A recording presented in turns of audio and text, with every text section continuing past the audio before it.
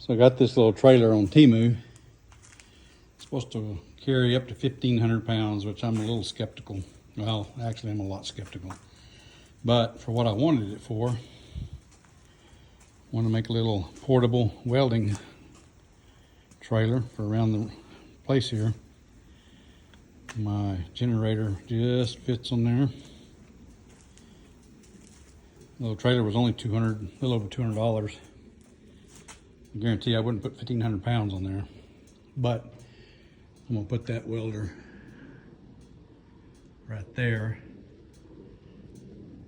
and then I can drive it around the property and weld wherever I need to. What do y'all think? How about that for Temu?